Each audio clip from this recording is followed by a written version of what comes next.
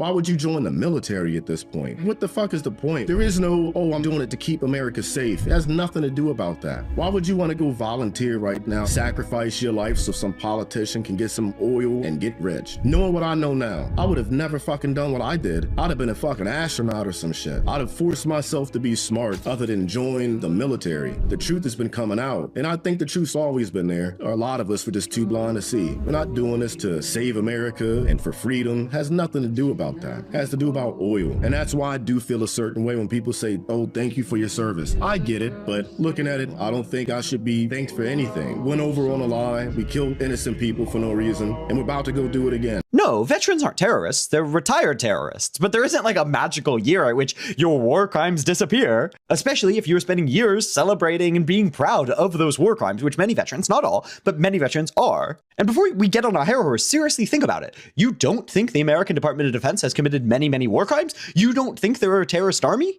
Really? You think our invasion into Iraq was not terrorism, but their response to it was? Why? What's the difference? Were we not attempting to incite terror in Korea or Vietnam or Laos? Was Israel backed and supported by the Department of Defense not explicitly attempting to incite terror in the Palestinians? Was not the whole point? And so you could say, okay, well, maybe like we do some things that could maybe be classed as terrorist. And if you want to, split hairs about terrorism being non-state, I could give less of a fuck. Considering even the Department of Defense has this magical term called state terrorism, which literally just means states doing the same thing they're doing, but that they don't like. But regardless, one might say, oh, okay, maybe they do some bad things, but not everyone did everything. Okay, what rules do we apply for terrorist organizations? If you just were a nurse for Al-Qaeda, are you still responsible? Yeah. If you gave money to them, like, every taxpayer does, yeah, you hold some responsibility. And certainly if you voluntarily joined them. Now you could say, okay, well, some people had to join. Okay. They had to join a terrorist organization. Like, we can coherently have this argument. We can have this discussion if you want. But if we're rejecting the reality, the starting premise that we can just trust with our eyes that the things they're doing are reprehensible, disgusting, and exactly, if not notably worse, to the people that they demonize and harm as terrorists, then we can't have a coherent discussion.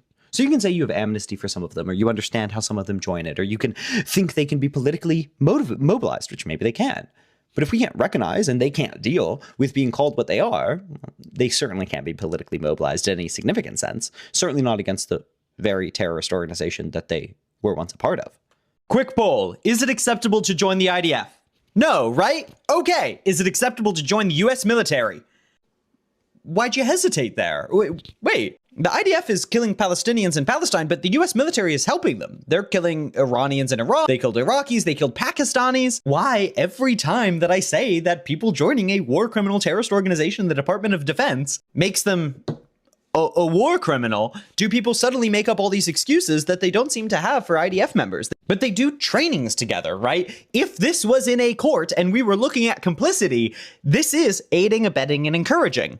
And that is a primary form of complicity. Being able to recognize the perpetrators of a genocide, the perpetrators of war crimes, is a gateway concept to actually responding to them and doing justice what could be done to the victims of them. The failure of all y'all to recognize the American military as war criminal, and therefore all of its members as war criminals, is not just analytically wrong, it is drastically disrespectful to the millions of people that terrorist organization has murdered. It is disrespectful to the Libyans that were bombed, the Syrians that were bombed, the Afghanis that were killed, the Iraqis that were killed. If you want to have a serious discussion about, restorative justice with me, cool, we need to recognize what they are facing justice for. By the way, yes, this applies to every person in the military. I don't care if you were a paratrooper that would walk by a dying Iraqi child to save the terrorists that bombed them.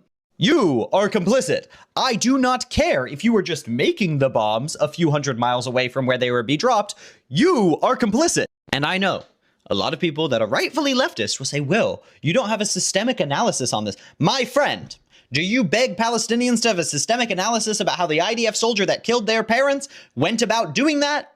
I think not. So yes, in our politics, we should focus on the systems and the overarching capitalist mode of production that led to massive imperialism, that led to incredible imperial violence. But we must also have a clear-eyed view of what's going on. And this doesn't mean I necessarily want punitive justice for everyone that's ever touched the military. I mean, Iraqis could perfectly well demand that. That's not necessarily what I'm asking. I'm just asking that we use the right words to describe the right things. Then we can have a cogent discussion about even what to do. And if you aren't even willing to do that, what are we even talking about? I'm going to share 2 facts that may make you uncomfortable, and I invite you to confront that uncomfortability. The IOF and the IDF have always existed only to subjugate Palestinians. That is a fact. It is not to be debated. The police in the United States have only existed to subjugate racial minorities, especially Black people, and to protect private property. That is also a fact. It is not to be debated. Within the United States, we are at a really interesting crossroads where the average American will look at you and not feel radical in saying, I believe the state of Israel shouldn't exist. I want Palestinians to be free, and what the Israelis are doing is horrific and insane and horrible, and we're funding it, and so we feel extra bad about it. But the average American is not a decolonialist. If they were, then they would feel the same way about the police that they feel about the IDF and the IOF. Political education is the responsibility of the person that is uneducated. So if you are uncomfortable, you must confront